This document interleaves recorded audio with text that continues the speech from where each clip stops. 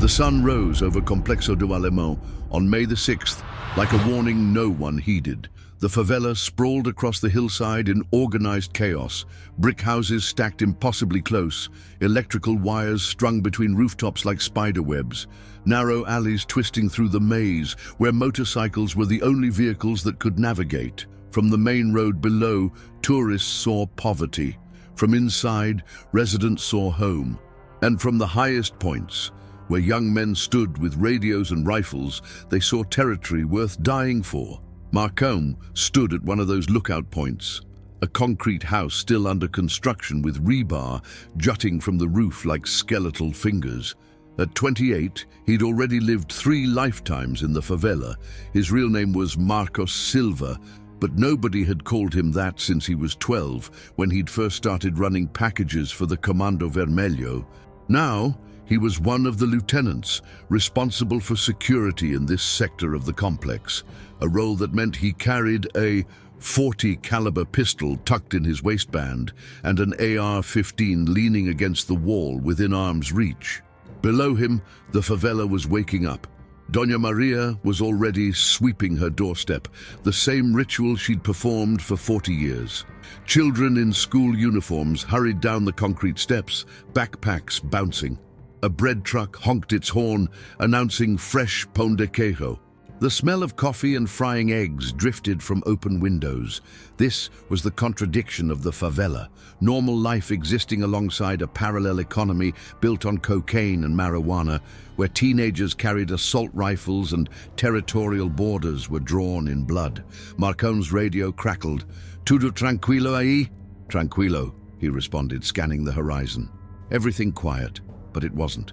He could feel it in his gut, that animal instinct you developed after years of this life. The police helicopters had been circling more frequently this week. There'd been whispers of a major operation being planned, something bigger than the usual incursions. The bosses higher up the chain had been moving product out, redistributing weapons to safer locations. They were preparing for war. Marcão lit a cigarette and thought about his daughter, Isabella. She was 5 now, living with her mother in Duca de Caxias, far from this life. He sent money every month, enough that she could go to a real school, eat real food, maybe have a chance at something different. That was the bargain he'd made with himself. Protect this territory, make the money, give her options he'd never had. Marcão! He turned to see Ratinho climbing the stairs, moving fast. Ratinho was 19, skinny as his nickname suggested, with nervous energy that made him good at his job, running messages, watching corners, staying alert. But right now, his face carried fear. "What? Commando just came through, big meeting. Everyone to the main house, now!" Marcão grabbed his rifle. When they called everyone, it wasn't for good news. The main house sat in the heart of the complex, a 3-story structure that looked like any other from the outside, but inside functioned as headquarters. Marcão arrived to find 20 other men already gathered, soldiers, lookouts, drivers, enforcers. Some he'd known since childhood. Others were newer, drawn to the life by poverty or ambition or the simple fact that in the favela, the faction provided what the government never had: employment, protection, identity. Comando Vermelho had controlled Complexo do Alemão for decades, one of Rio's most powerful criminal organizations. They weren't just drug dealers, they were a parallel government, settling disputes, providing loans, even funding community projects when it served their interests. But their primary business was cocaine and marijuana, and their primary concern was maintaining territorial control against rival factions and police operations. Tião entered the room, and everyone fell silent. Tião was 42, a veteran who'd survived 3 decades in this life through a combination of ruthlessness and strategic intelligence. He was stocky, with a shaved head and a scar across his left cheek from a knife fight when he was 16. He commanded respect, not through fear alone, but through competence. Men followed him because he kept them alive and kept them paid. "Listen up," Tião said, his voice cutting through the room. "We got solid intel. The state government is launching a massive operation, not just BOPE, not just one battalion. They're bringing in army, federal police, everyone. They're calling it a pacification, but we know what it really is. When? Someone asked. Could be days, could be tomorrow.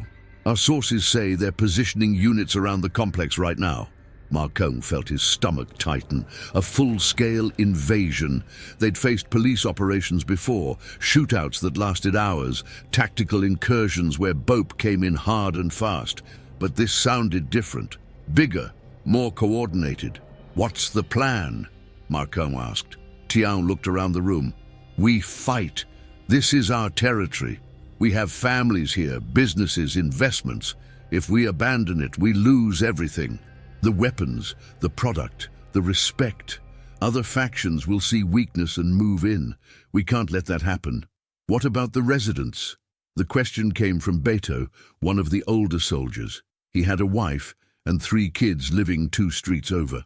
If this is as big as you're saying, there's going to be a war zone. People are going to die. People always die, Tiao said flatly. That's the reality. But if we don't defend our position, more people die. The police come in, they install their own control, extract their own taxes, bring in their own violence. At least with us, there's order, there's rules. It was a rationalization and everyone in the room knew it, but it was also partly true. The favela existed in a space abandoned by legitimate government. No hospitals, no schools worth attending, no police protection that wasn't corrupt or brutal. The faction had filled that vacuum. They were both oppressor and provider, predator and protector. The moral lines were so blurred they'd stopped existing years ago. We are moving the heavy weapons to secure locations, Tiao continued, redistributing product to safe houses outside the complex. But we're keeping enough firepower here to make them bleed for every meter. We want them to know that taking Alemão costs something. He pulled out a map of the complex, marked with positions. Marcone, you're responsible for the eastern sector. Set up defensive positions at the main access points. Ratinho, you coordinate communications. I want eyes on every entrance, every alley.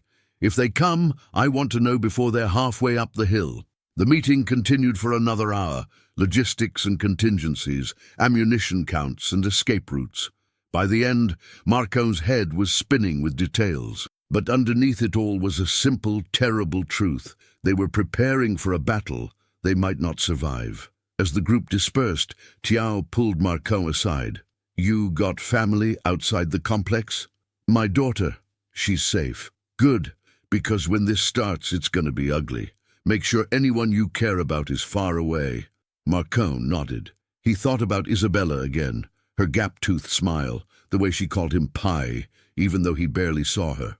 This life, this territory, these weapons, this blood-soaked hill, this was all for her, so she could have something different. But as he walked back through the favela, watching children play soccer in a cramped courtyard, watching mothers hang laundry on lines strung between buildings, he wondered if the price of that dream was about to come due in ways he couldn't imagine. The sun was setting now, painting the favela in shades of orange and purple, beautiful and doomed. Tomorrow or the day after, the blood would come, and 132 people would never see another sunset. Night fell over Complexo do Alemão, with the particular energy that belonged only to favelas, a mix of caution and defiance, where life continued even as danger hummed beneath the surface. Music drifted from open windows, a blend of funk, karaoke and pagode. Motorcycles buzzed through narrow alleys. On street corners, vendors sold grilled meat and cold beer. To an outsider, it might have looked festive. To anyone who lived there, it felt like dancing on a wire. Marcone sat outside a small bar called Bar do Neguinho, a wooden shack with plastic chairs and a fridge that barely worked. The owner, Neguinho himself, was 60 years old and had operated this place for 30 years through 5 different faction leaderships and countless police operations. He'd survived by being useful to everyone and loyal to no one, serving cold beer to traffickers and residents alike, never asking questions, never volunteering information.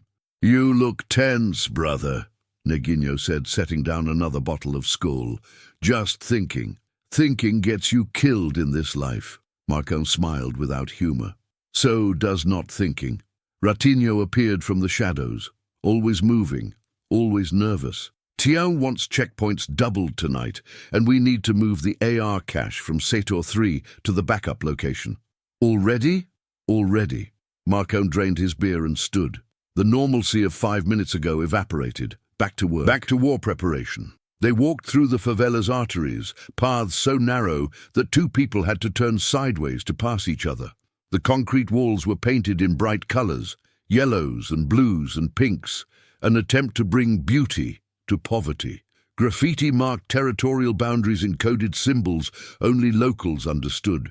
Electrical wires hung low enough to touch, illegally tapped from the main grid, providing free power that the government had never bothered to formalize or stop. At a checkpoint on the eastern access road, 3 young soldiers stood guard. The youngest couldn't have been more than 16, holding an old .38 revolver, like it was a sacred object. Marcone remembered being that age, remembered the intoxicating combination of fear and power that came with your first weapon. Anything? Marcone asked. 2 police cars drove past an hour ago, the kid said. Slow, looking. They're mapping routes, Ratinho muttered. Planning their insertion points. Marcone nodded. It was standard procedure before a major operation. The police would scout, identify key locations, figure out where resistance would be strongest. They'd use drones, informants, satellite imagery. In the old days, the faction had the advantage of knowing the terrain. Now, with technology, that advantage was shrinking. They continued to Sector 3, where the weapons cache was hidden in a false wall behind a residential house. The owner, Dona Cida, was a grandmother who'd lived through the dictatorship, through the rise of the drug trade, through decades of violence. She accepted money from the faction for using her house, a transaction made necessary by the simple mathematics of survival. Inside, they found Beto already packing rifles into duffel bags, AR-15s, AK-47s, a few older FALs. Ammunition boxes were stacked in the corner, enough to supply a small army. Looking at the arsenal, Marcone felt a strange mix of emotions. This firepower represented safety, income, control. It also represented death, not just of enemies, but of children caught in crossfire, of residents too poor to leave when battles started. How much are we moving? Marcone asked. Half. Tião wants the rest distributed to 3 different locations. Never keep all your eggs in one basket. It took them 2 hours to move everything, using motorcycles and careful timing to avoid attracting attention. By the time they finished, it was past midnight. The favela had quieted, the music fading, the streets emptying. Only the lookouts remained, scattered at key points, eyes scanning the darkness below, where the city glittered like a promise that had never been meant for them. Marcone returned to his own place, a small house he shared with his younger brother Diego. At 22, Diego was following the same path Marcone had, though Marcone had tried to steer him differently. But what were the options? Work at a supermarket for minimum wage, drive a delivery truck for 12 hours a day.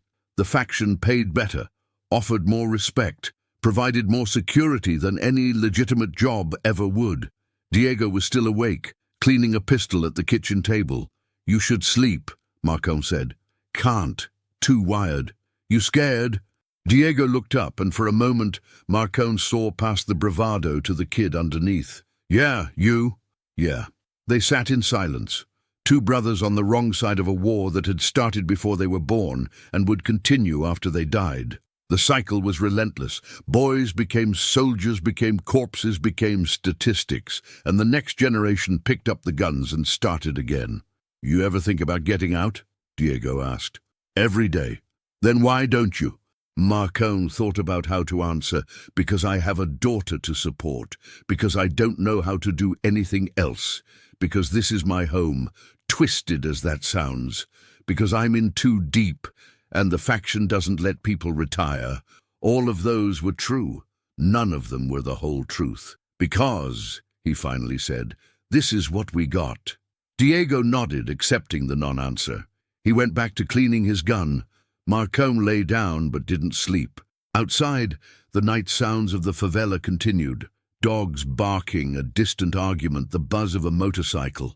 Normal sounds, but underneath them he heard something else. Or maybe he felt it, the approaching storm. Somewhere in the city below, in government offices and military barracks, plans were being finalized, troops were being briefed, weapons were being distributed, politicians were preparing statements about law and order and the fight against organized crime. And in the morning, or the next day, or the day after that, those troops would come up the hill with overwhelming force and righteous anger, and the favela would drown in blood. Marcone closed his eyes and thought about Isabella. Tomorrow he would call her mother and tell her to keep Isabella home from school for a few days, not to bring her anywhere near the complex. Tomorrow he would make sure every soldier under his command knew their positions and their orders. Tomorrow he would prepare to defend this patch of concrete and poverty with his life. But tonight, in the last hours before everything changed, he allowed himself to dream about a different life. A life where he was just a father, where Isabella could visit without fear, where he didn't fall asleep with a gun under his pillow. A life that had never been possible and never would be. The night passed. Dawn approached, and with it, the beginning of the end. The helicopters came at 5:47 a.m. when the favela was caught between sleep and waking. The sound was unmistakable, that deep, rhythmic thunder that shook windows and sent vibrations through concrete walls. Marcone was already awake, had been for an hour, unable to shake the feeling that today was the day. When he heard the first helicopter, followed by another, then another, his stomach dropped. "Diego!" he shouted, already grabbing his rifle. His brother appeared, half-dressed, eyes wide. They'd both heard that sound before, but never like this. Never so many at once. Marcone's radio erupted with voices. "They're coming from all sides. I count at least 6 helicopters. Seta 5 reports armored vehicles on the main road. Where's Tiao? We need orders." Marcone keyed his radio. "Everyone calm the fuck down. Report your positions and hold. Do not engage until we know what we're dealing with." He ran outside and up to a rooftop where he could see more. What he saw made his blood run cold. The operation wasn't an incursion. It was an invasion. At least 8 military helicopters circled the complex, some hovering low enough that he could see soldiers inside, weapons ready. On the roads below, a convoy of armored vehicles was advancing. Caveron trucks, military transports, BOP tactical vehicles. He could see troops on foot, dozens of them, wearing black tactical gear and carrying assault rifles. They were moving up the hill in coordinated formations, clearing streets, establishing positions. "Jesus Christ," Diego breathed beside him. Marcone's radio. "Marcone, this is Tiao. Fall back to defensive positions. Do not engage in the open. Make them fight for every meter, understand?" Understood. But understanding and executing were different things. The police weren't coming up one route. They were coming up all of them simultaneously, a coordinated multi-front assault designed to overwhelm and surround. This wasn't about arrests. This was about conquest. The first gunshots rang out from the southern sector, then the western, then everywhere at once.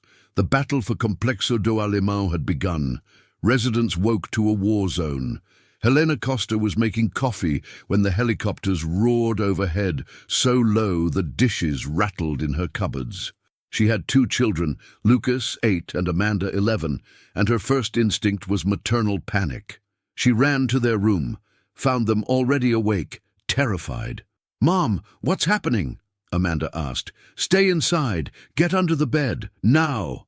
"But now!" Through her window, Helena could see soldiers advancing up the street, moving in formation, weapons raised. Behind them, residents were being forced out of their homes, hands up, pushed against walls. A helicopter hovered above, a sniper visible in the open door. Gunfire erupted from somewhere nearby, automatic weapons, rapid and loud. The children screamed. Helena threw herself over them, shielding them with her body, praying to a god she wasn't sure existed anymore. This was the reality of living in the favela. You weren't in the game, you didn't sell drugs, you didn't carry guns. But you lived in the middle of the battlefield anyway. An innocent trap between armed forces who both claimed to protect you while treating you as collateral damage. Marcon and his team had fallen back to their defensive position, a three-story building on the eastern edge of Sector 2 that provided good sightlines and multiple exits. They'd reinforced it weeks ago, knowing a battle might come.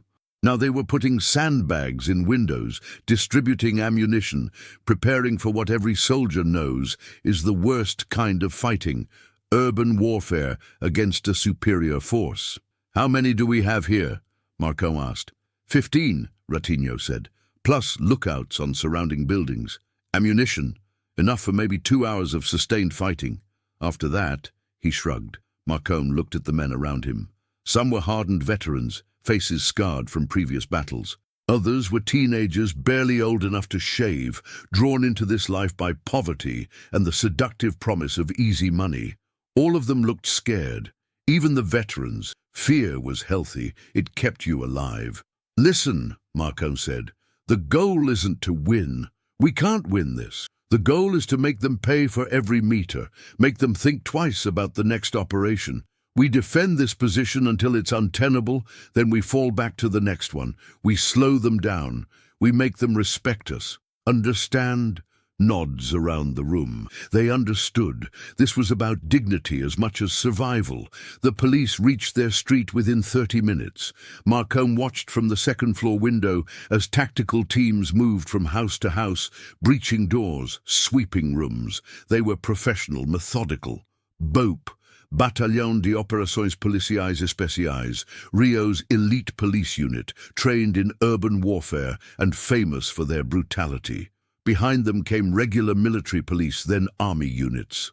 This was the overwhelming force Tiao had warned about. They weren't just taking the favela, they were crushing it. "Wait until they're closer," Marcon said quietly. "Make the shots count." The first police team reached the building across the street. Marcon gave the signal. The firefight exploded like thunder in a confined space. Automatic weapons roared from the windows, muzzle flashes lighting up the dim interior. The police teams scattered, returning fire, bullets chewing through concrete and wood. A helicopter swung around, its door gunner opening up with a heavy machine gun that tore chunks out of the building's facade. Marcon fired in controlled bursts, aiming for the police positions below. Beside him, Diego was shooting wildly, panic taking over. Marcon grabbed his shoulder. "Controlled! Aim! Don't waste ammunition!" A grenade arced through the window, bouncing on the floor. Marcon's heart stopped. "Grenade!" Everyone dove. The explosion was deafening, blowing out windows, filling the room with smoke and debris. Marcon's ears rang. Blood ran from a cut on his forehead. But he was alive. They were all alive somehow. "Fall back!" he shouted. "Second floor is compromised. Move to third!" They scrambled up the stairs as bullets punched through walls, dust and splinters filling the air. On the third floor they regrouped. 2 men were wounded, one with shrapnel in his leg, another with a bullet graze across his ribs. Neither would die immediately, but they needed medical attention they wouldn't get. The battle continued for 2 hours. Ammunition dwindled. The police called in more reinforcements, and in the streets outside, residents cowered in their homes while the city government waged war against its own citizens. By noon, the casualty count was already climbing. Not just traffickers, residents. A 60-year-old man shot while trying to flee his house. A teenage girl hit by a stray bullet while hiding in her bathroom. A 9-year-old boy killed when police breached the wrong apartment and opened fire. Helena Costa had kept her children alive through sheer luck. The battle had moved past their building, the focus shifting to other sectors where the faction was making its stand. But when she finally ventured outside, the street was transformed. Bullet casings littered the ground. Blood stained the concrete. A motorcycle burned in the middle of the road, and everywhere, were police and soldiers occupying the favela like a foreign territory.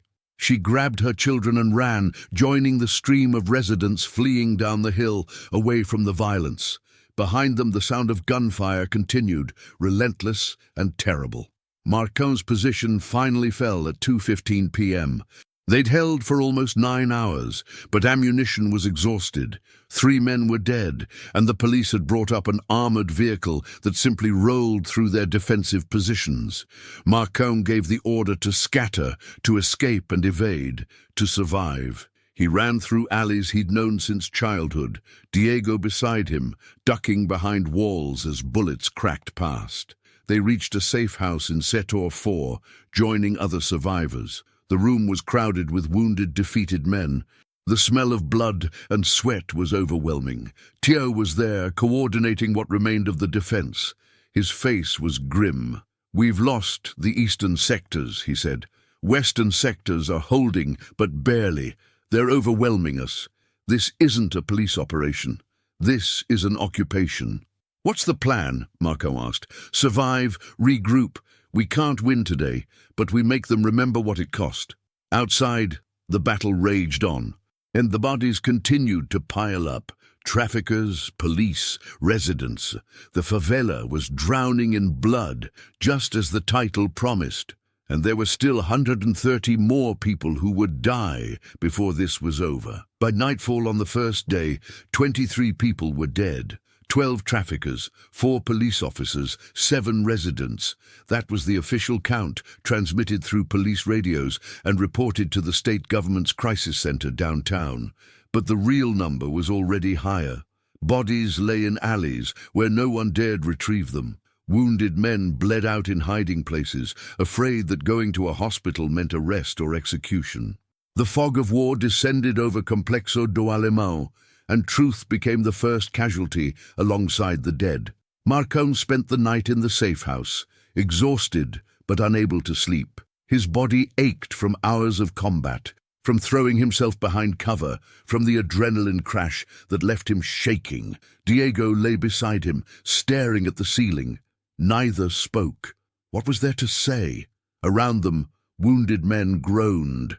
The faction had a doctor, or rather a veterinary student, who dropped out and learned field medicine through necessity. His name was Paulo, and he worked by candlelight, digging bullets out of flesh with kitchen knives sterilized in cheap cachaça, stitching wounds with thread bought from a fabric store. It was medieval medicine in the 21st century. "How many did we lose?" Marcon finally asked. Ratinho, who'd been tallying reports on a piece of paper, looked up with haunted eyes. "So far, 19 confirmed dead from our side, maybe 30 wounded, but communications are breaking down. Some sectors aren't responding.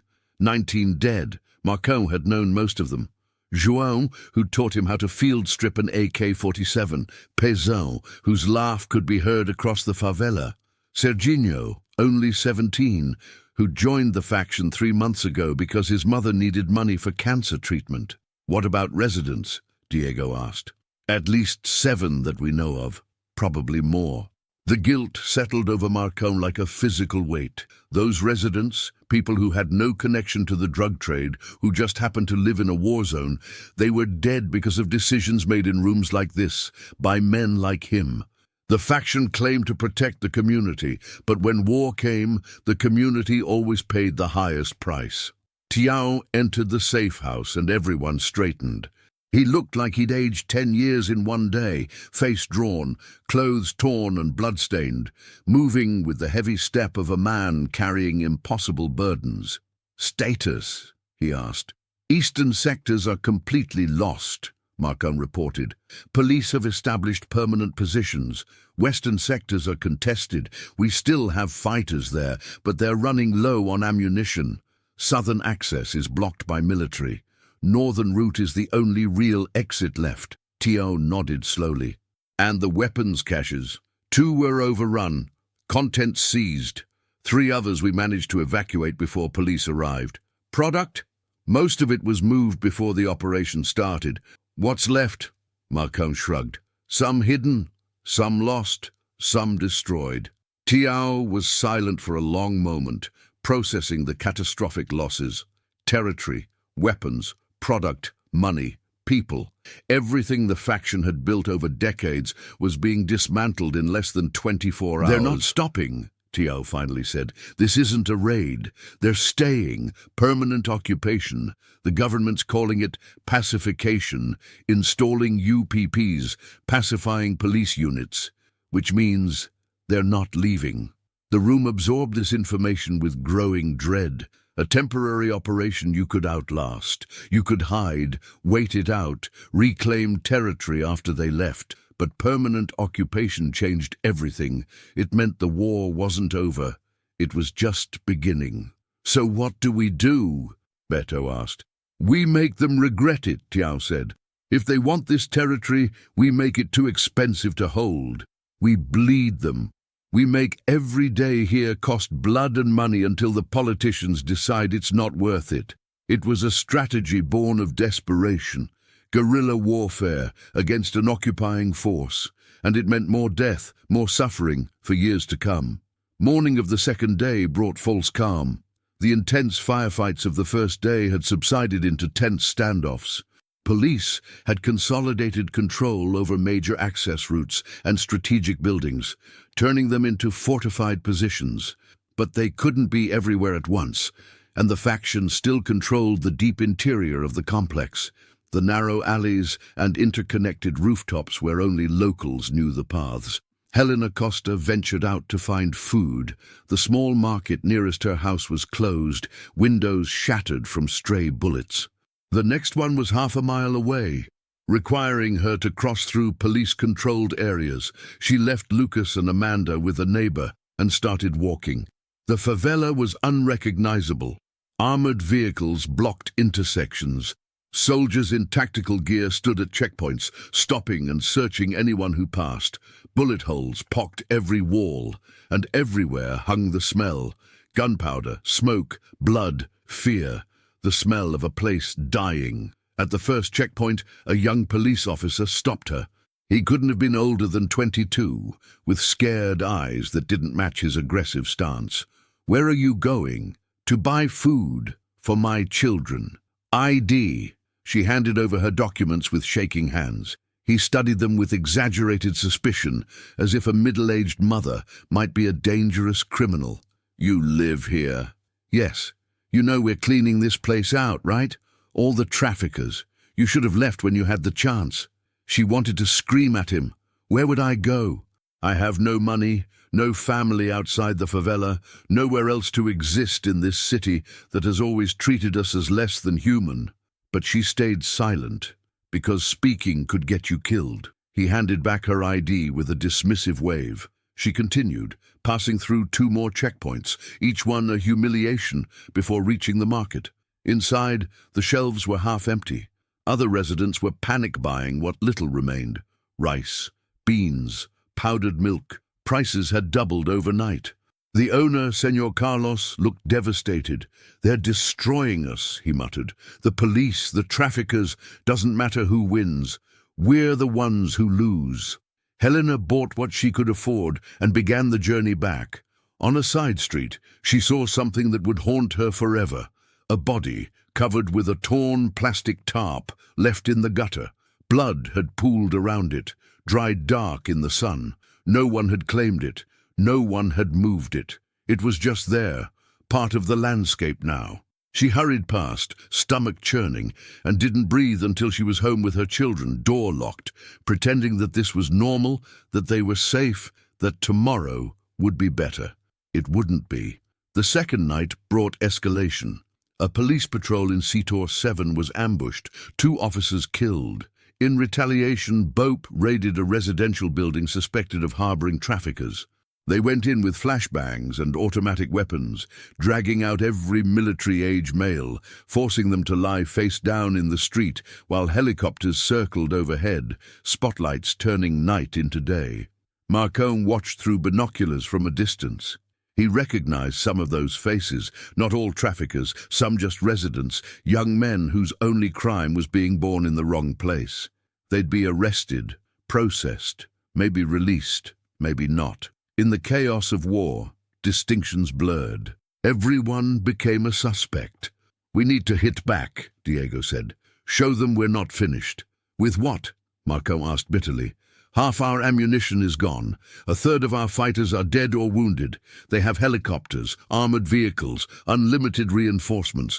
What exactly are we hitting back with? Pride, Diego said. Respect. We let them walk all over us. We're done. Not just here, everywhere. Every faction in Rio will see us as weak. He wasn't wrong. In the brutal mathematics of favela warfare, perception was reality. Show weakness and rivals would attack. Allies would abandon you. The entire structure would collapse. But fighting back meant more death, more residents caught in crossfire, more children orphaned, more mothers screaming over bodies. Marcone looked at his younger brother and saw the hunger for violence that had consumed them both. It wasn't evil. It was survival instinct twisted by environment, by necessity, by a system that had failed them so completely that they'd built their own in its place. A system based on cocaine and bullets. Tomorrow, Marcone said, we'll hit one of their checkpoints. Small team, quick strike, fade away. Not to win, just to remind them we're still here. Diego smiled. It wasn't a happy expression. By the end of day 2, the official death toll had reached 47. But that number didn't include the bodies still undiscovered, the wounded who died in hiding, the residents whose deaths were never reported because their families were too afraid to come forward. In government offices downtown, politicians held press conferences declaring the operation a success. The governor spoke of restoring order and reclaiming territory from criminals. He wore an expensive suit and stood in an air-conditioned room, speaking about a reality he'd never experienced and would never understand. In Complexo do Alemão, that reality was measured in corpses, and there were still 85 more people who would die before this was over. Day 3 dawned with an eerie silence. The intense firefights had given way to guerrilla skirmishes, quick ambushes followed by retreats, sniper shots from distant rooftops, improvised explosives planted in the night. The police had learned that controlling territory in a favela was different from controlling it in theory. Every alley could hide an ambush. Every rooftop could conceal a shooter. The maze-like geography that had always protected residents now protected the faction. But the cost was staggering. Marcone's planned hit on the checkpoint went wrong from the start. They'd chosen a position on the northern access road, where police had set up a permanent station to search vehicles entering the complex. The plan was simple. 6 men, assault rifles, hit fast and fade. Send a message that the faction was still operational, still dangerous. They moved into position at 6:15 a.m. using the pre-dawn darkness for cover. Marcone, Diego, Ratinho, and 3 others. Nigo, Carioca, and a kid named Michel, who'd just turned 18. They set up in an abandoned building with clear sightlines to the checkpoint. "On my mark," Marcone whispered into his radio. But before he could give the signal, Michel panicked and opened fire early. The element of surprise evaporated. Police scattered, returning fire immediately. The planned ambush became a sustained firefight that drew reinforcements, first a tactical unit, then a helicopter that appeared out of nowhere, its door gunner unleashing hell. "Fall back!" Marcone screamed. "Abort! Fall back!" They ran through the building, bullets punching through walls around them. Nigo went down first, shot in the back, dead before he hit the ground. Carioca made it to the exit before a sniper round caught him in the head. Then it was just 4 of them, Marcone, Diego, Ratinho, Michel, running through alleys they'd known all their lives, with death hunting them from the sky. The helicopter followed, loudspeakers blaring. "Stop! You are surrounded! Surrender!"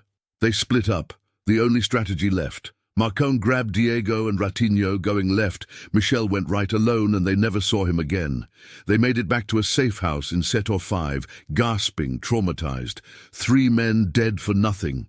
The checkpoint was still operational. The only message they'd sent was of their own desperation.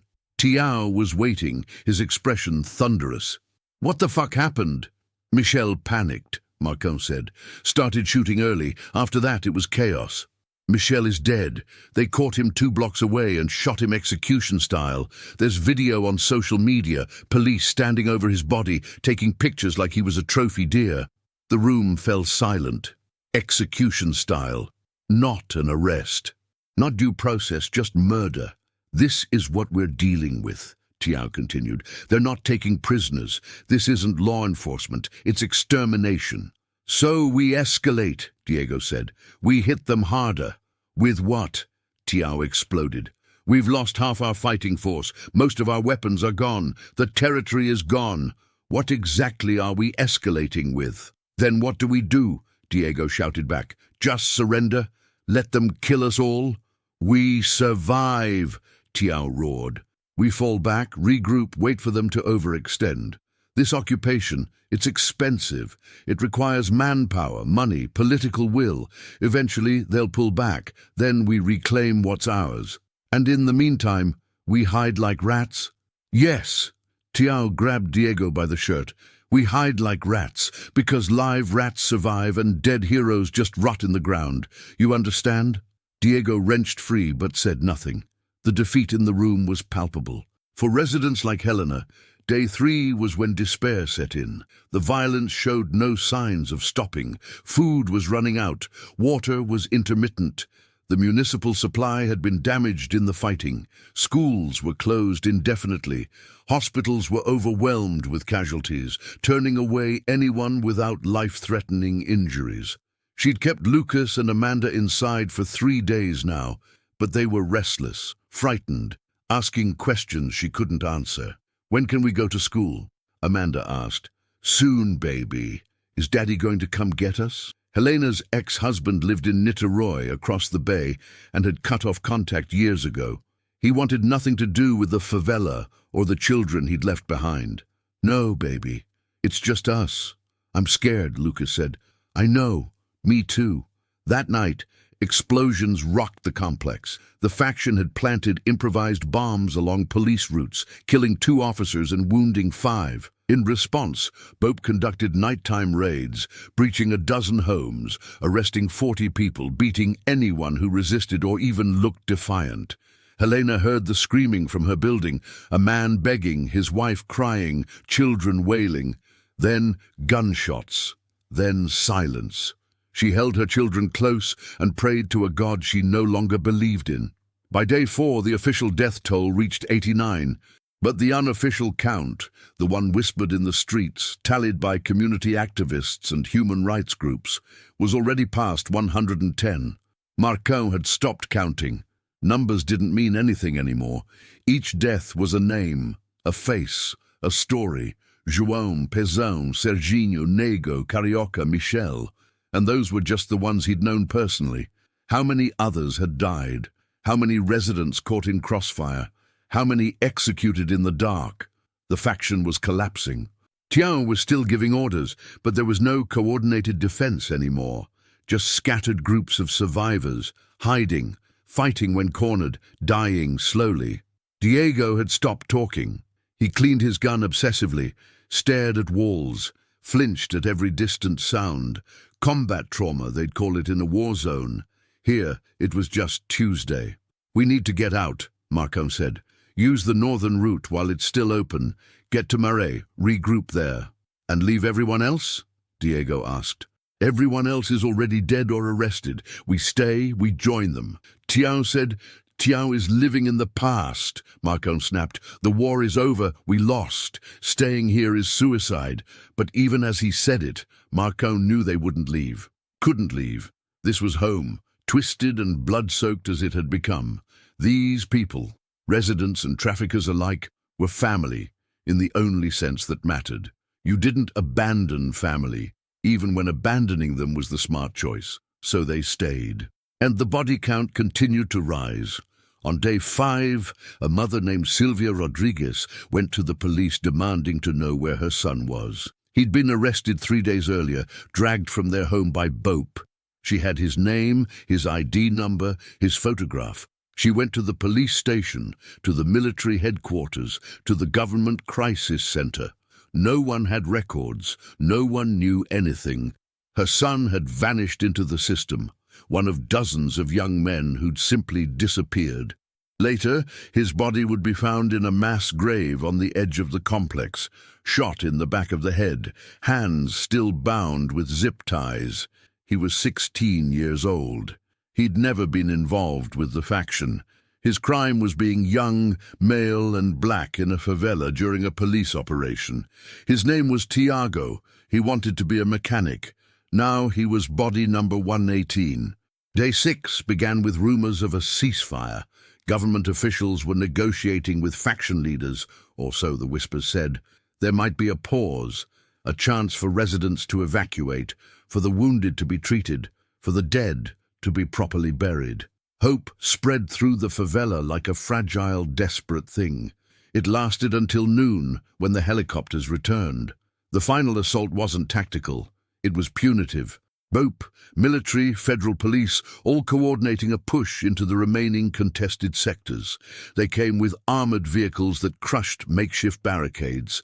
They came with tear gas that turned alleys into choking nightmares. They came with overwhelming firepower and orders that were later disputed but never fully denied. Pacify by any means necessary. Marcone was in Sector 6 when it started, one of the last faction strongholds. Around him were maybe 20 fighters still capable of resistance. They'd barricaded themselves in a cluster of buildings, connected by rooftops and interior passages, prepared for a final stand, not because they thought they could win, but because there was nowhere left to run. "Here they come," Ratinho said from a window, voice flat with resignation. Marcone looked out and saw what might as well have been an army, 100 police, maybe more moving in formation. Behind them, military vehicles. Above, helicopters. This wasn't a battle. It was an execution. "Anyone wants to surrender, go now," Marcone said. "No shame. No one moved. They'd gone too far, killed too many. Surrender meant life in prison at best, extrajudicial execution at worst. At least here, they could die on their feet." The battle began with tear gas canisters crashing through windows, filling the buildings with caustic smoke, then flashbangs, disorienting, deafening, then bullets, thousands of them, an apocalyptic drumroll of gunfire that tore apart walls and furniture and flesh. Marcone fired back blindly through the smoke, tears streaming, lungs burning. Beside him, someone, he couldn't see who, let out a gurgling scream and went silent. Ratinho was shouting coordinates into his radio, trying to organize a defense that no longer existed. An explosion blew out the back wall, and police poured through. Close-quarters combat, the most brutal kind. Muzzle flashes in smoke, men grappling, knives and pistols, animalistic desperation. Diego was fighting hand-to-hand with a police officer, both of them covered in blood, neither giving ground. Marcone shot the officer. Diego stared at him, shocked, grateful, traumatized. They kept moving. The building was collapsing around them, both literally and figuratively. Floors giving way from explosions, walls reduced to rubble, the entire structure becoming a tomb. They fought their way to the stairwell, then up, trying to reach the roof, to escape across rooftops like they'd done as children playing, except now bullets chased them and death was seconds behind. They burst onto the roof, Marcone, Diego, Ratinho, 2 others named Paulinho and Zé, 5 survivors from a force of 20. The helicopters were right there, circling like vultures, spotlights blinding. "Surrender!" The loudspeaker again. "Weapons down, hands up!" Ratinho dropped his rifle and raised his hands. A sniper shot him anyway, and he tumbled backward off the roof, 3 stories down to the concrete below. "Fuck this," Diego said, and opened fire at the helicopter. Suicide by cop, suicide by helicopter. The door gunner returned fire, and Diego's chest exploded in red. He stumbled, looked at Marcone with an expression of surprise, and fell. Marcone dove for cover behind a water tank, the only structure on the roof. Paulinho and Zé were already there, pressed flat, trying to become invisible. Above, the helicopter hovered. Below, police were coming up the stairs. They were trapped, finished. "I'm sorry," Marcone said to no one in particular. To his daughter, to his mother who died when he was 12, to the favela itself. "I'm sorry." Then Paulinho stood up with his hands raised, shouting that he surrendered. They shot him anyway. Zé tried to run and made it 3 steps before automatic fire cut him down. Marcone closed his eyes and waited for his turn. The helicopter's spotlight found him, pinned him like an insect. He heard boots on the stairs, police emerging onto the roof, weapons trained on him. "Don't move!" He didn't, couldn't. His rifle was empty anyway. His hands were shaking. Blood from other people's wounds covered his clothes. He was 28 years old and had lived entire lifetimes in the favela's brutal economy, and now it was over. A police officer approached, weapon raised. Young face behind the helmet, scared and angry and pumped with adrenaline. The same age as the traffickers he'd been fighting. Different circumstances, same poverty, different choices, or maybe not choices at all. Maybe just different dice rolls in a game rigged against them both. The officer's finger tightened on the trigger. In the chaos of that night, no one noticed the 3 police officers who separated from their unit and entered a residential building that hadn't been secured. No one noticed them drag out a family, father, mother, teenage son, and execute them in the alley behind the building. No one noticed them plant a gun next to the bodies and call it justified. The family's names were Antonio, Marcia, and Rafael Santos. They'd lived in the favela for 20 years. Antonio worked as a janitor. Marcia sold clothes at a street market. Rafael was in his last year of high school with plans to attend university through a scholarship program. They became bodies, 119, 120, and 121. In another part of the complex, a police raid on a suspected faction safe house turned into a massacre when they breached the wrong apartment and opened fire on a children's birthday party. 3 children died. Their names were Julia, Matthias, and Carol, ages 7, 9, and 6, bodies 122, 123, and 124. By dawn on day 7, the official death toll reached 98. The government would claim victory, the operation a success, the favela pacified. Police stood at every corner. Armored vehicles patrolled the streets. The faction's infrastructure was destroyed, its leaders dead or imprisoned, its territory conquered. But the unofficial count told a different story. Community organizers, human rights activists, residents who'd kept their own records. They knew the real number was far higher. They knew about the bodies that hadn't been reported, the executions, the disappearances, the people who would never be found because they'd been buried in unmarked graves or dumped in locations no one would ever discover. The true death toll would eventually be confirmed at 132. 132 lives erased in 7 days of violence that the government called law enforcement and residents called genocide. Marcone survived. The officer didn't pull the trigger. Whether it was mercy or bureaucracy or simple exhaustion, Marcone would never know. He was arrested, processed, thrown into a cell with dozens of other captured traffickers. Later, he would face trial, receive a sentence, disappear into Brazil's brutal prison system. But on that rooftop, in that moment when death seemed certain and inevitable, something inside him broke. The lie he'd been telling himself, that this life was about providing for his daughter, about survival, about defending community, all of it shattered. This wasn't defense, it was slaughter. And he'd been part of it. The blood on his hands wasn't justified by poverty or limited options or systemic inequality. It was just blood, and there was so much of it. As police dragged him down the stairs, past the bodies of Diego and Ratinho and all the others, Marcone began to cry. Not from fear or pain, but from the overwhelming weight of recognition. He'd spent his entire adult life building toward this moment of total destruction. And for what? His daughter was no better off. The community was no safer. The cycle would just continue. New young men picking up the guns, making the same choices, dying the same deaths. The favela that drowned in blood would fill with blood again, and again, and again.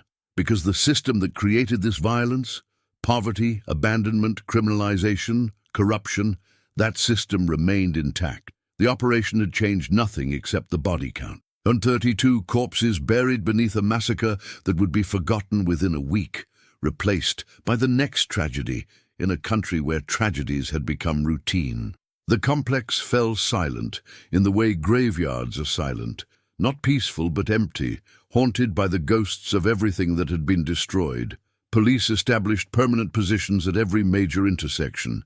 The UPPs, pacifying police units, set up headquarters in buildings they'd seized, flying the Brazilian flag over territory that had belonged to the Comando Vermelho for 3 decades.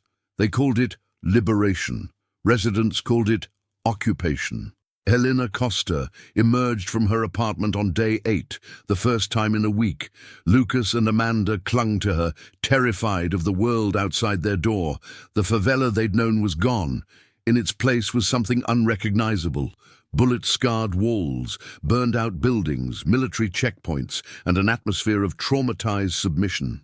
The small market where she'd shopped for years was destroyed, its interior gutted by fire. Senor Carlos, the owner, sat outside on a plastic chair, staring at nothing. When Helena approached, he didn't seem to recognize her. Senor Carlos. He looked up slowly. His eyes were empty.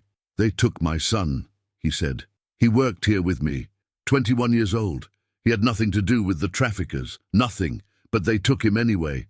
Said he was a suspect. I haven't heard from him in 6 days." Helena had no words of comfort. What could she say? "I'm sorry. It'll be okay." Those phrases meant nothing in the face of this reality.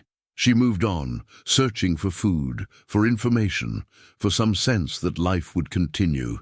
Everywhere she looked, she saw destruction.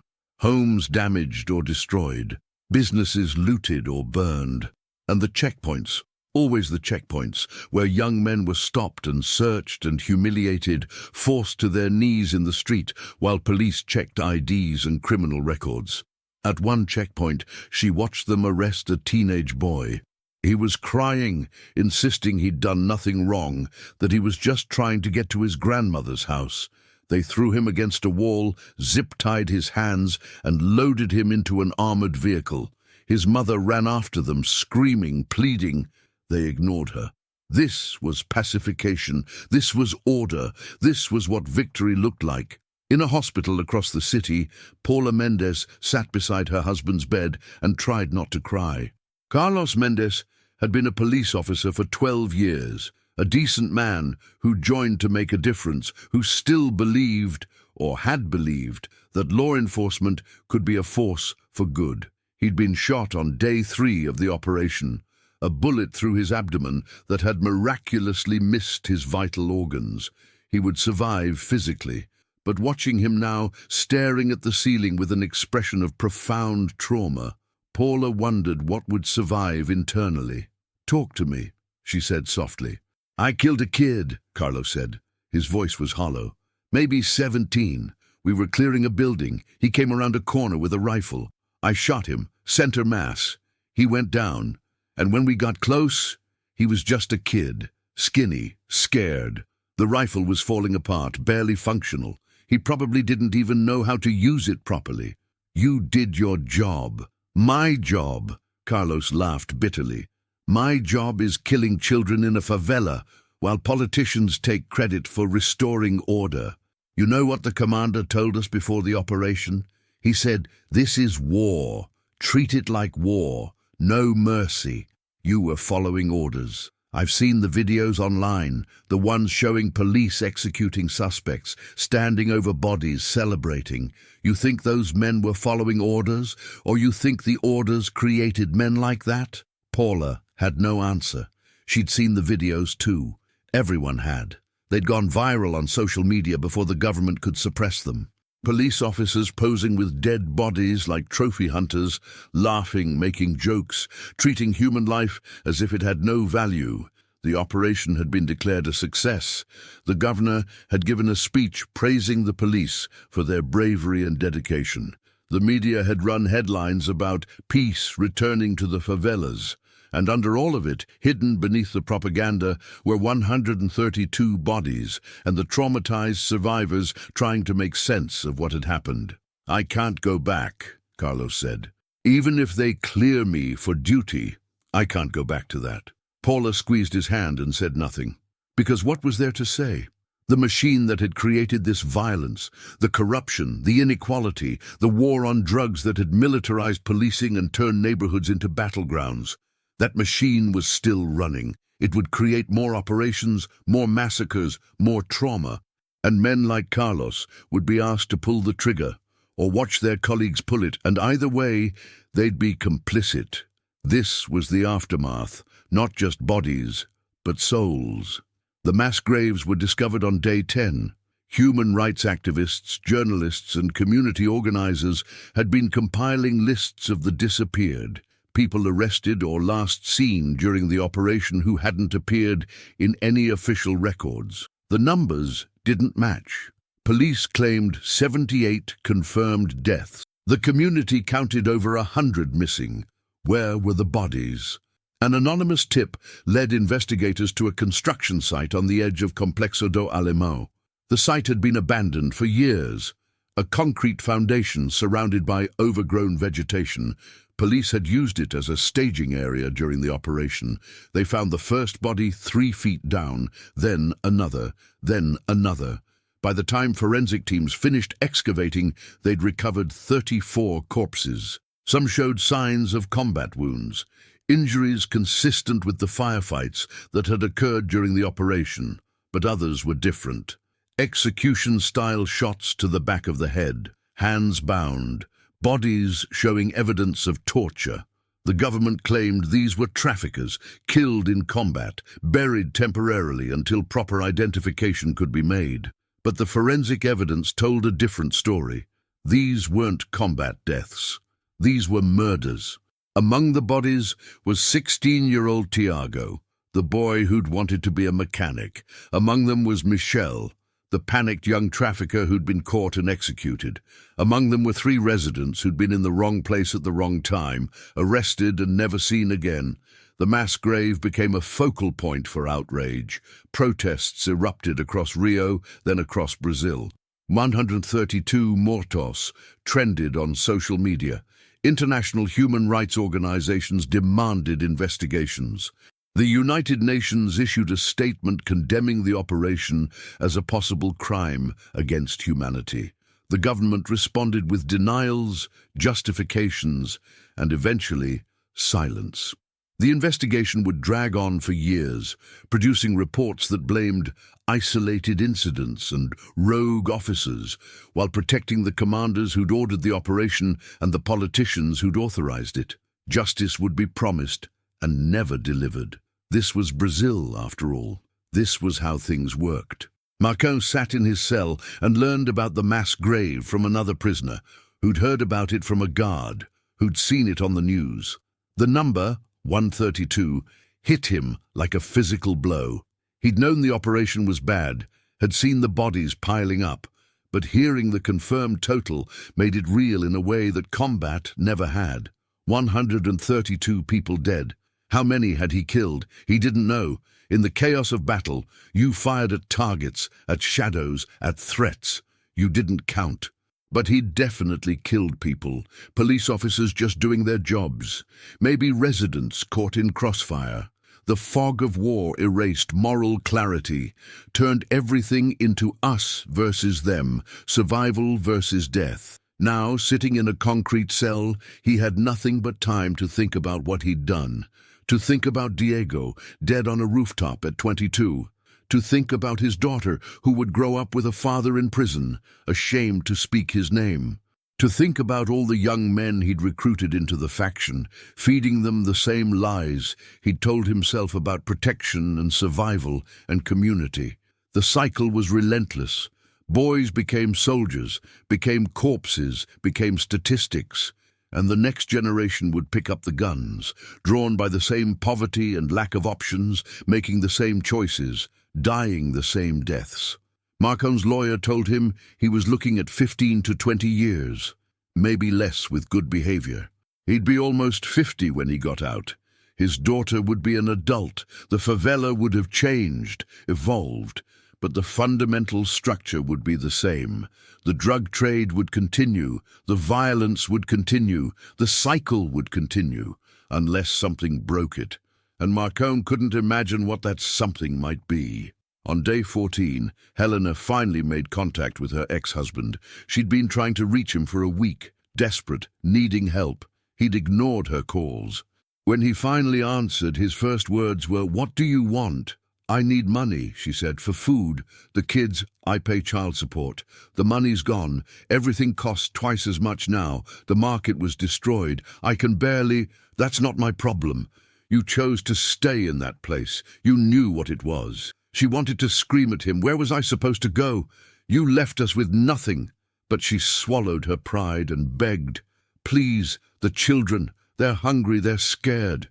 Just something to help us." He hung up. Helena sat on her bed and cried for the first time since the operation began. Not from fear or grief, but from the crushing weight of abandonment. The government had abandoned the favela decades ago.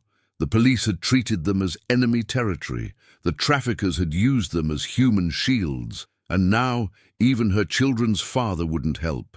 They were alone. Truly, completely alone.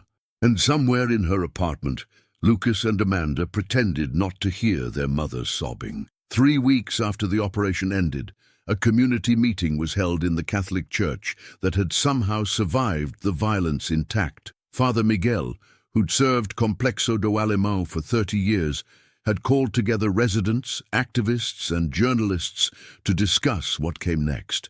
The church was packed, standing room only, the air thick with grief and anger and desperate need for answers. Helena attended, leaving Lucas and Amanda with a neighbor.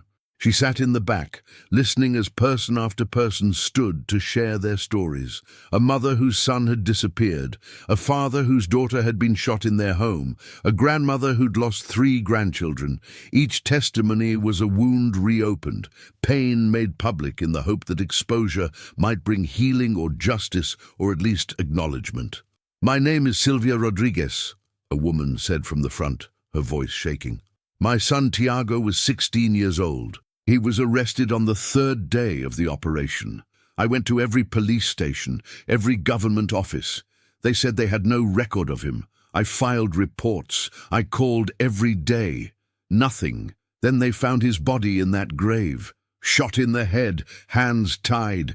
My son was murdered, and the government calls it law enforcement." The church erupted in angry agreement. Father Miguel called for calm, but it was a futile gesture. There was no calm here, no peace, only rage. A man stood up, older, maybe 60, with the weathered face of someone who'd survived decades of hardship. "I've lived in this favela for 43 years. I've seen the drug trade grow. I've seen the faction take over. I've seen police operations that killed innocent people. But this was different. This was extermination. They didn't come to arrest criminals. They came to clear us out like we were vermin. The government says the operation was necessary," a younger woman said. "They say they're protecting us by removing the traffickers, but who protects us from them? The police killed more residents than the faction ever did." Father Miguel stood. "We need justice, real justice, not the empty promises we've heard before. I'm calling for an independent investigation, international observers, forensic experts, full transparency. We need the truth about what happened here." "The truth won't bring back the dead," someone shouted. "No," Father Miguel agreed, "but it might prevent the next massacre." Might! That word hung in the air like a prayer everyone wanted to believe, but nobody truly did. The media descended on Complexo do Alemão in the weeks following the operation, drawn by the body count and the scandal of the mass grave. Reporters interviewed residents, filmed the destruction, ran exposés about police brutality and government corruption. For a brief moment, the favela was visible in a way it had never been before, not as a crime statistic or a political talking point, but as a community of human beings who'd been subjected to state violence. One journalist, a woman named Ana Paula from a major São Paulo newspaper, spent 3 days in the complex, living with residents, documenting their stories. She interviewed Helena, and Helena told her everything, about hiding with her children during the firefights, about the checkpoints and arrests, about the teenager she'd watched being taken away, about her ex-husband refusing to help. "What do you want people to know?" Ana Paula asked. Helena thought for a long moment. "That we're human, that we matter, That our lives have value even though we're poor, even though we live in a favela, even though the rest of the country treats us like we're disposable. We're mothers and fathers and children. We have dreams. We suffer. We matter. The article ran with the headline, "The Human Cost of Pacification. 1 to 32 Lives Erased in Rio's War on Favelas." It went viral, shared millions of times, sparking national debate about police violence and favela policy. For about 2 weeks, it seemed like maybe something would change. Maybe the outrage would translate into reform. Then another scandal dominated the news cycle, a corruption case involving a senator. Everyone moved on. The favela disappeared from view again. This was the pattern: attention without action, outrage without change. The cycle continued. In prison, Marcon was approached by a legal aid organization called Defensoria Publica, which provided free legal services to poor defendants. A young lawyer named Juliana took his case, reviewing the charges and the circumstances of his arrest. "They're charging you with drug trafficking, arms trafficking, and homicide during the commission of a crime," she explained. "The evidence is mostly circumstantial. Your presence at the scene, witness testimony from police officers. The problem is, you were caught with a weapon in a known trafficker stronghold. That's going to be hard to fight." "I'm not saying I'm innocent," Marcon said. "I was part of the faction. I did what they're accusing me of." "Then why did you agree to meet with me?" "Because I want you to tell my daughter something." His voice cracked. "Tell her I'm sorry. Tell her I made terrible choices. Tell her not to defend me or make excuses for me. Tell her to live a different life." Juliana was quiet for a moment. "I can tell her those things, but I can also fight for a fair trial, for a sentence that acknowledges the systemic factors that led you to this life. You grew up in poverty in a favela, abandoned by government. Limited education, no job opportunities, constant violence. That doesn't excuse your choices, but it provides context. Context doesn't matter to the victims. No, it doesn't. But it matters to preventing the next generation of victims. If we only punish individuals and ignore the systems that create them, nothing changes." Marcon looked at this young, idealistic lawyer and envied her certainty. She believed justice was possible, that reform could happen, that the cycle could be broken. He'd believed that once too, in a different way. He'd believed the faction provided what the government didn't: protection, income, purpose. Both of them had been wrong. "Do whatever you think is right," he said. "I'll accept whatever comes. I'll get you the minimum possible sentence, and I'll make sure your daughter knows you loved her enough to want better for her." It was a small mercy. But in the aftermath of 132 deaths, small mercies were all anyone had.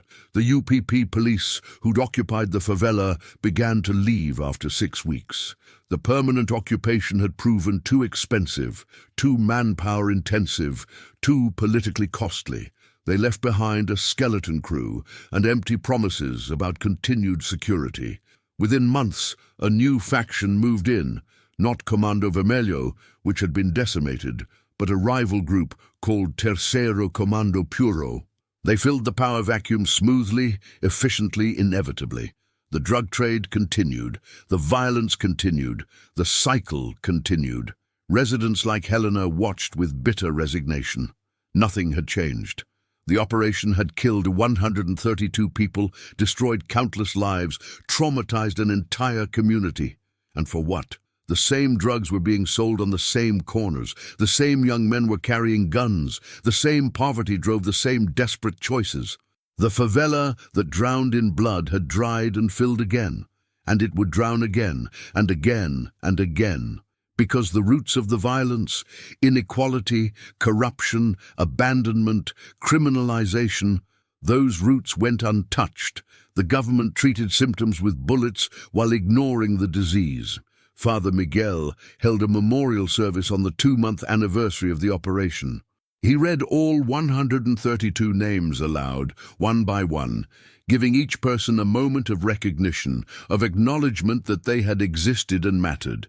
The church was packed again, filled with families of the dead, survivors of the violence, and journalists documenting the ceremony.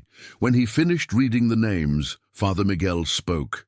"We gather to remember the dead, but we must also commit to preventing more death. This massacre happened because we, as a society, have accepted a system where poor people's lives are worth less than others, where police kill with impunity, where politicians declare war on communities instead of investing in them, where the drug trade flourishes because we've criminalized addiction instead of treating it. We must change this system, or we are complicit in the next massacre." It was a powerful speech. It was shared online. It was praised by activists and intellectuals. And it changed nothing, because speeches don't dismantle systems, outrage doesn't redistribute wealth, hashtags don't reform police departments or end the drug war or address structural inequality. The favela remained, the poverty remained, the violence remained, and buried beneath the massacre were 132 bodies and the quiet understanding that they would not be the last. 6 months after the operation, Complexo do Alemão existed in a strange, liminal state, neither recovered nor fully destroyed, caught between what it had been and what it might become. The bullet holes were still visible on every wall, stark reminders no one could afford to repair. The burned buildings stood like tombstones, and in the streets, life continued with the forced normalcy of people who had no choice but to keep living. Helena had found work cleaning houses in Zona Sul, the wealthy southern neighborhoods where people lived in air-conditioned apartments and worried about problems that seemed absurd from her perspective. She took 2 buses each way, spending 4 hours commuting for 6 hours of work, earning barely enough to feed her children and keep the lights on. Lucas and Amanda had returned to school, but they weren't the same kids they'd been before. Amanda had nightmares. Lucas had stopped speaking in complete sentences, communicating in grunts and shrugs. Trauma had become the family language. On her day off, Helena went to the cemetery where they'd buried the identified victims. It was a mass site, 132 graves in neat rows, most with simple wooden crosses, a few with actual headstones paid for by families who'd scraped together money they didn't have. She walked among the graves, reading names, ages, brief inscriptions. Here lies Maria, loving mother. Here lies João, beloved son. Here lies Tiago, forever 16. Each grave was a story truncated, a life reduced to dates and a single sentence.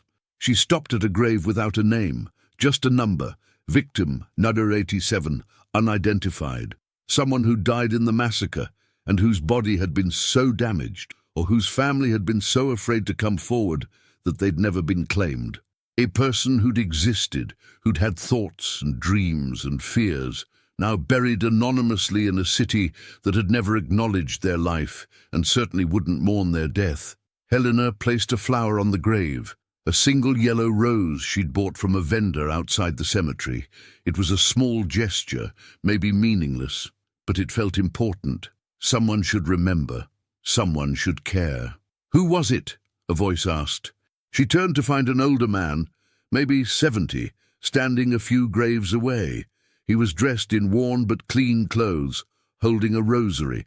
"I don't know," Helena admitted. "That's the point, I think. Nobody knows." "I come here every week," the man said. "My grandson is buried here, 14 years old. He was playing soccer when a stray bullet hit him. Wrong place, wrong time. Story of his life, story of all our lives." They stood in silence for a while, 2 survivors among the dead, trying to make sense of something that defied sense. "Do you think it'll change?" Helena asked. "Ever?" The old man was quiet for a long time. "I've lived through dictatorships, economic collapse, corrupt presidents, drug wars. I've seen promises of reform come and go like seasons, and every time the same people suffer. Us, the poor, the ones in the favelas. So no, I don't think it'll change. Not unless something fundamental breaks in this country's soul. And I'm not sure we have enough soul left to break." It was the bleakest answer possible. It was also the most honest. Carlos Mendez never returned to police duty. He took medical retirement, citing PTSD, and moved with Paula to a small town in Minas Gerais, far from Rio, far from the memories. But distance didn't erase what he'd seen and done. He still woke up screaming from nightmares where he was shooting that 17-year-old kid again and again, each time seeing his face more clearly, each time feeling the weight of the trigger pull. Paula got him into therapy, found support groups for veterans with PTSD. It helped a little, enough to function, not enough to forget. One afternoon, while watching TV, Carlos saw a news report about the Complexo do Alemão massacre. It was a follow-up piece, 6 months later, asking what had changed. The answer, predictably, was nothing. The investigation had stalled. The officers accused of executions had been suspended but not charged. The politicians who'd authorized the operation had moved on to other issues. The favela had been reoccupied by a new faction. The cycle continued. The reporter interviewed residents, including a woman named Helena, who spoke about her children's trauma, about how they still flinched at loud noises, about how her son had stopped talking. Carlos watched her face, exhausted, defiant, heartbroken, and saw every mother he'd ever encountered in the favela, women trying to protect children in an environment designed to destroy them. "We're not criminals," Helena said to the camera. "We're just poor." But in Brazil, being poor in the wrong neighborhood is apparently a crime worthy of death. Carlos turned off the TV. Paula found him an hour later, sitting in the dark, crying. "I was part of that," he said. "I helped do that to her children, to all of them. You followed orders. That's not good enough anymore." It wasn't. It had never been. But acknowledging that didn't undo the damage or bring back the dead. It just meant carrying the weight forward, one day at a time, knowing you could never put it down. Marcone's trial happened 8 months after his arrest. It lasted 3 days, a perfunctory process where the outcome was predetermined. His lawyer, Juliana, argued for leniency, emphasizing his lack of prior violent convictions, his attempts to protect residents during the operation, the systemic factors that had led to his involvement in the faction. The prosecution argued he was a dangerous criminal responsible for multiple homicides, a trafficker who'd chosen crime over legitimate work, a threat to society who needed to be removed permanently. The judge sentenced him to 18 years. Marcone accepted the verdict without reaction. 18 years. He'd be 46 when he got out. Isabella would be 23. An entire life would happen without him. Her teenage years, graduation, first job, first love, maybe marriage, maybe children. He'd miss all of it, watching from prison through occasional phone calls and supervised visits, if she even chose to maintain contact. After sentencing, Juliana visited him one last time. "I'm sorry I couldn't do more," she said. "You did enough. Thank you." "I spoke with Isabella's mother. She agreed to bring her for a visit if you want." Marcone thought about it, seeing his daughter, explaining why he wouldn't be in her life, trying to articulate lessons learned from catastrophic failure. Part of him wanted to see her desperately. Part of him thought it would be kinder to disappear completely, to let her build a life without the burden of his legacy. "Tell her." He stopped, searching for words. "Tell her I love her. Tell her I'm sorry. And tell her that every choice has consequences, and some consequences last forever. Tell her to choose carefully." Juliana nodded. She would tell Isabella all of that. She would probably also tell her that her father had been trapped by poverty and limited options, that he'd made bad choices in an impossible situation, that he loved her enough to want her to avoid his mistakes. She would try to provide context without excusing behavior, to acknowledge tragedy without erasing responsibility. It was an impossible task. But then again, everything about this situation was impossible. The poverty, the violence, the cycle, the casualties. Impossibility was the default state. On the one-year anniversary of the operation, a massive protest was organized in downtown Rio. Thousands attended. Residents of Complexo do Alemão and other favelas, human rights activists, families of victims, students and concerned citizens. They carried signs with the names and photos of the 132 dead. They chanted demands for justice, for police reform, for investment in favelas rather than militarization. Helena attended with Lucas and Amanda. It was their first time leaving the complex since the operation, except for school and work. The children were nervous in the crowd, overwhelmed by the noise and the press of bodies. But Helena wanted them to see this, to see that other people cared, that their suffering wasn't invisible, that there was resistance to the forces that had tried to erase them. The march ended at the state legislature, where organizers delivered a petition with 300,000 signatures demanding an independent investigation into the massacre. Politicians met with them briefly, expressed sympathy, promised consideration. The promises meant nothing. Everyone knew it. But the act of demanding, of making their presence felt, of refusing to be silent, that meant something. As the crowd dispersed, Helena found herself standing next to Father Miguel. "Do you think this changes anything?" she asked, echoing the question she'd asked the old man at the cemetery. Father Miguel looked tired. He'd been fighting these battles for 30 years, watching cycles repeat, seeing reforms promised and forgotten. But he smiled at her with a determination that hadn't died yet. Every march, every protest, every person who speaks up changes something small. The question is whether all those small changes accumulate into something big enough to matter. I have to believe they can, because if I stop believing that, I stop doing this work. And if I stop doing this work, then the people who caused the massacre win completely. It was hope born of stubbornness rather than evidence. But maybe that was the only kind of hope available in situations like this, the stubborn refusal to let the powerful dictate reality without challenge. Helena took her children's hands and walked home, through streets scarred by violence but still standing, past people who'd survived and were still surviving, toward a future that remained uncertain, but at least still existed. They were alive. Against all odds and in spite of everything, they were alive. That would have to be enough. 2 years after the operation, Complexo do Alemão looked much the same as it had before. Superficial scars covered over, fundamental problems unaddressed. The Terceiro Comando Puro controlled the territory now, operating with slightly more subtlety than Comando Vermelho, but the same essential business model: cocaine, marijuana, territorial control. The drug trade, like poverty, like violence, was permanent. New checkpoints had been installed at major entry points, manned by UPP officers who'd returned in smaller numbers after the initial withdrawal. They stopped and searched people randomly, particularly young men, maintaining a visible police presence that was meant to be reassuring, but mostly just felt oppressive. The relationship between residents and police remained toxic. Layers of distrust built over decades and cemented by the massacre that everyone remembered and no one spoke about openly. Helena still cleaned houses in Zona Sul. Lucas, now 10, had started talking again, though he remained quieter than he'd been before.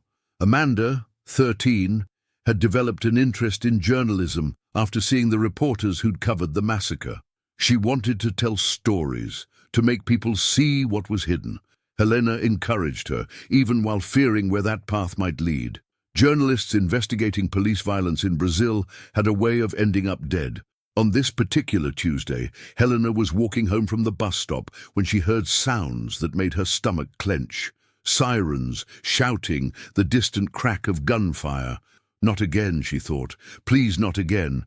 But it was. A police operation was underway, smaller than the massacre 2 years ago, but following the same script.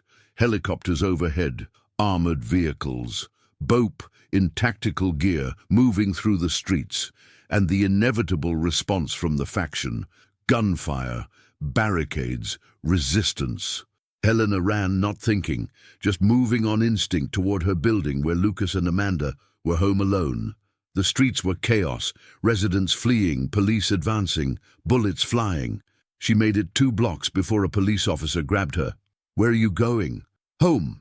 My children are home. It's not safe. You need to evacuate." "Then let me get my children." He looked at her with something that might have been sympathy or might have been exhaustion. "Go. Fast.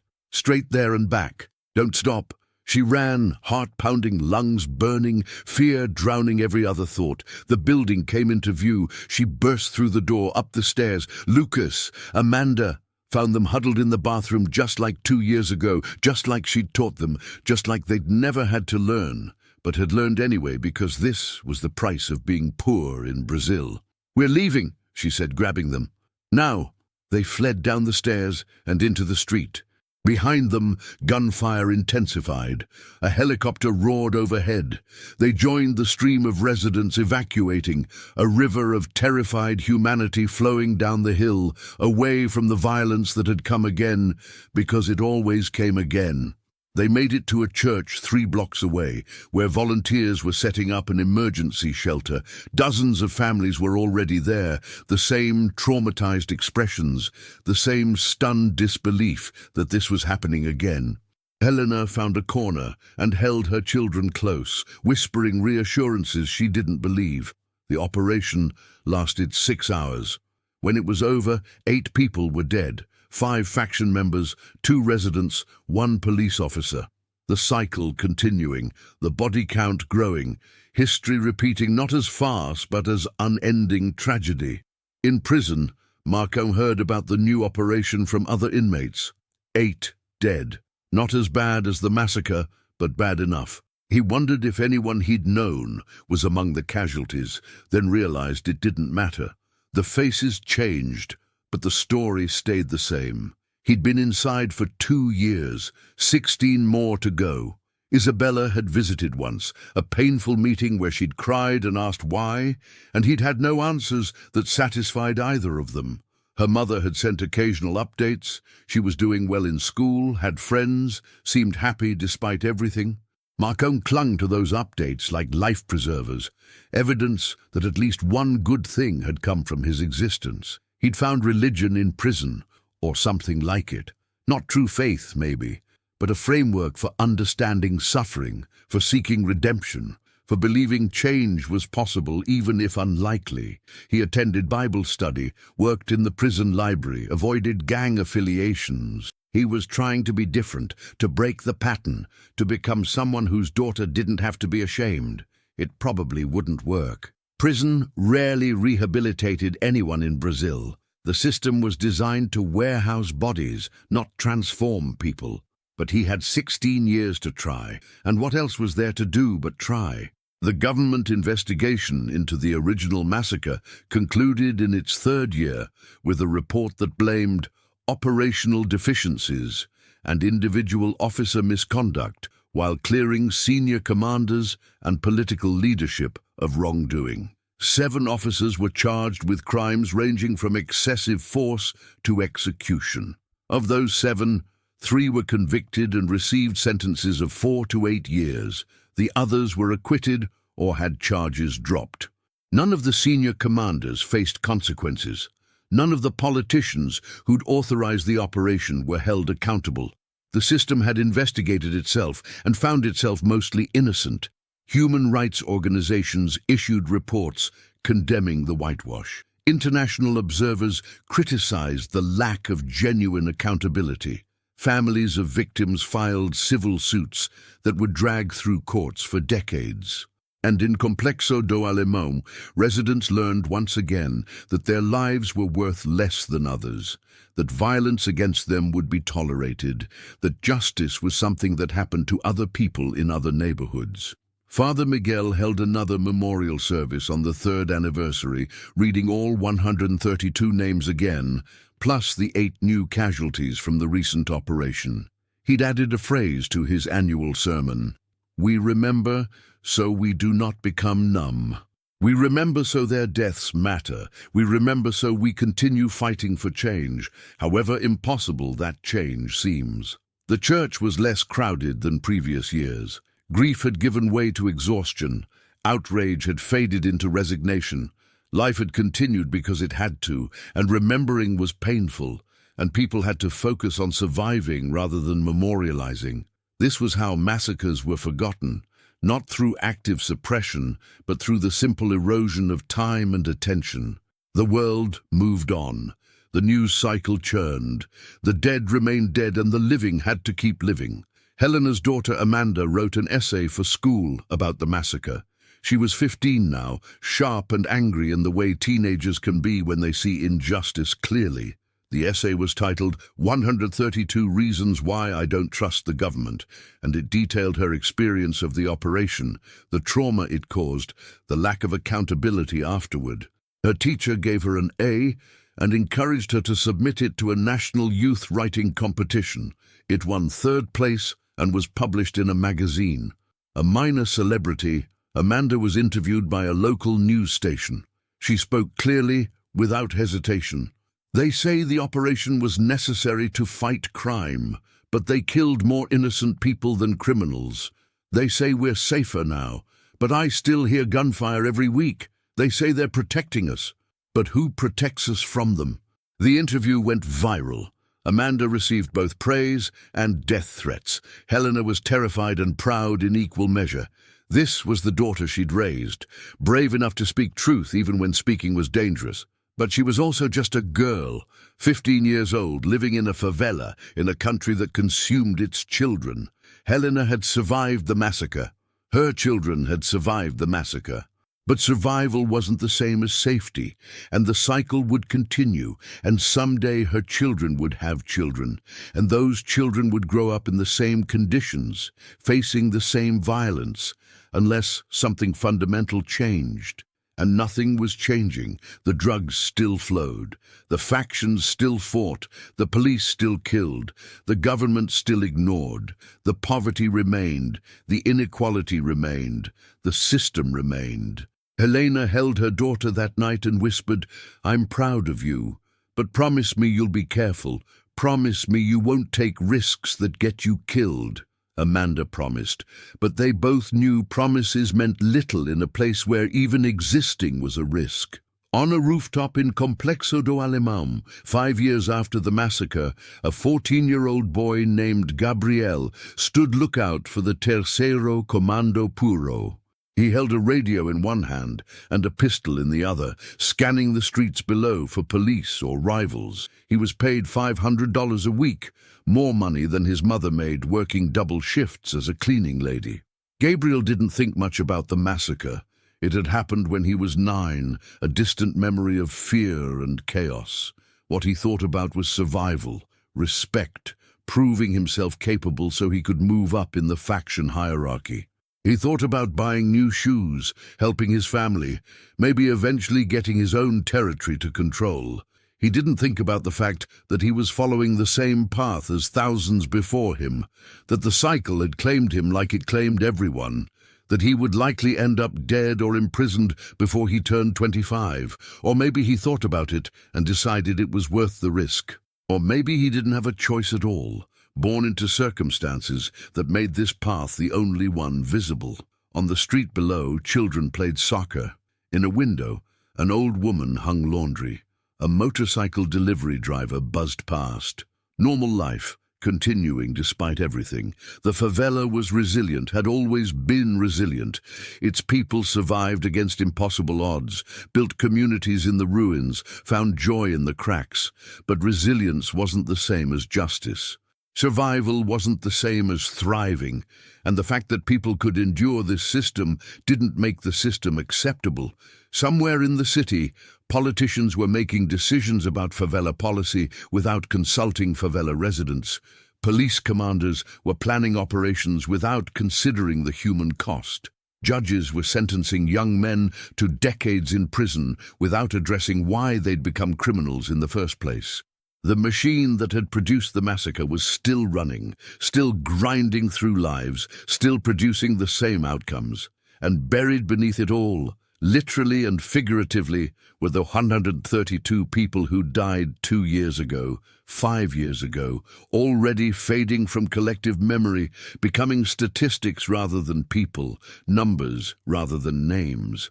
The favela that drowned in blood had dried and would drown again. This was the cycle. This was Brazil. This was what happened when structural violence became so normalized that massacres were treated as acceptable police operations rather than crimes against humanity. Gabriel shifted his weight and adjusted his grip on the pistol. Below, the children kept playing. The laundry kept drying. Life kept happening. And the 132 bodies remained buried beneath Brazil's broken promises, silent witnesses to a justice that would never come.